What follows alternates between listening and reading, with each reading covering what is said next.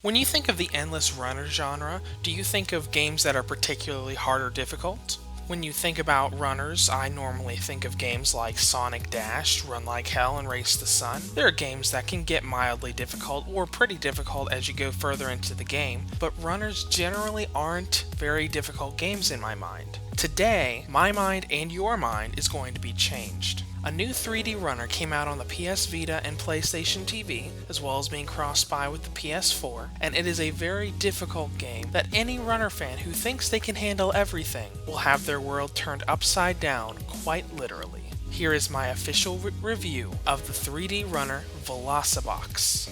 When you're playing through this game, you will be in control of a square box that is being flung through a tunnel-like room with 4 walls at incredible velocity, hence the name Velocibox, and your goal is to dodge all obstacles in your way and collect certain items to get to the next level.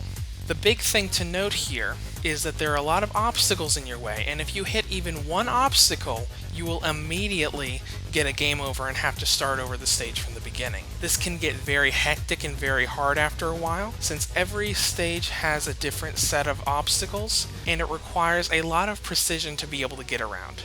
Maneuverability goes between jumping to defy gravity and move to the wall above you or below you, or actually moving and you can move onto the other walls. Despite all of this maneuverability, Velocibox never fails to be a very difficult game. If you've played a lot of 3D runners before, you will have never played anything as difficult as this in the genre. Many of the stages have situations where very precise positioning and very precise timing is required, otherwise you'll get game overs. You may have a split second to decide whether you need to go left, go right, jump and move at the same time, or do some other maneuvers. It starts a little bit hectic in stage 1, but as you go through each stage, you will go through trial and error over and over and over and over again, constant failure as you learn the stage, and then you can start strategizing how to move around. Even when you have the stages memorized, it still remains difficult because whenever a stage loads, you're dropped at a random point of the stage, so you won't know which obstacles you'll be faced with first and which ones you won't be. Past this high difficulty, there is also the fact that once you beat the game, which is an incredible feat in itself, it has another mode that's even harder for you to play through. This game's been on Steam for quite a while before it came over to the PlayStation consoles, and if you research people who play that, you see people who have spent hours upon hours upon hours and still haven't beaten the main campaign's 8 levels.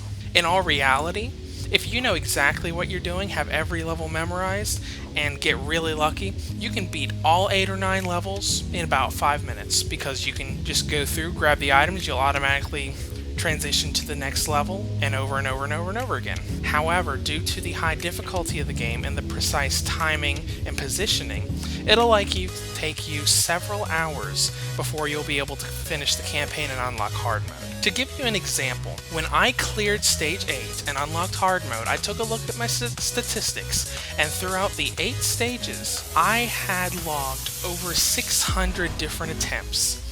That's roughly 75 to 80 failures in each stage until I knew the stage well enough and I got lucky enough to proceed on to the following stage. As such, this game has a little bit of content, but also a lot of content. If you know what you're doing, you can beat the main campaign in 5 minutes.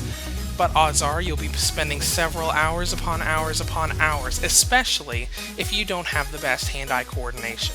As far as the presentation is concerned, things look good for the most part.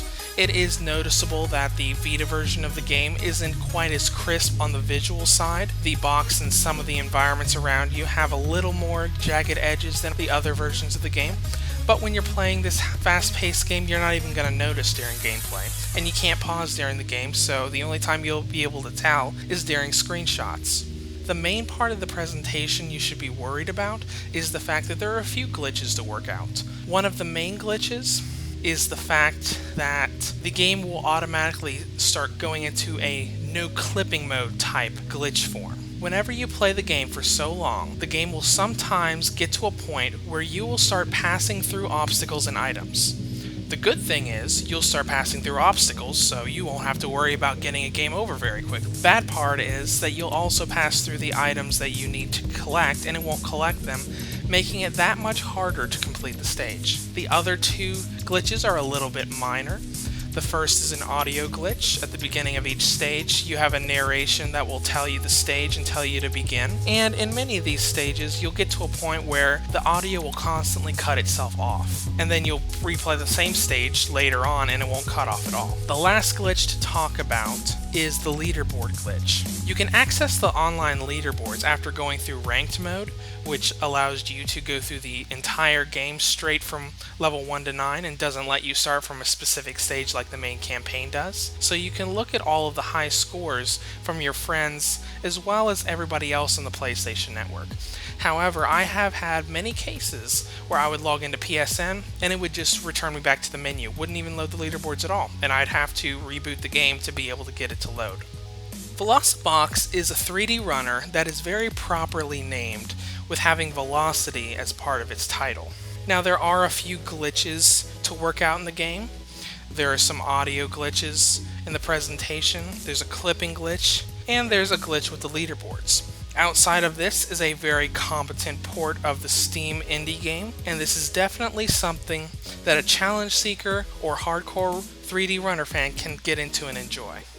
PlayStation Vita Reviews rates Velocibox a 7 out of 10. If you would like to comment on this, feel free to below, or head to my site at vitareviews.net. If you'd like more information on PlayStation TV compatible games in North America, feel free to hit the link below, or go to my site to look at my compatibility list. And if you would like to donate to my cause, feel free to do so.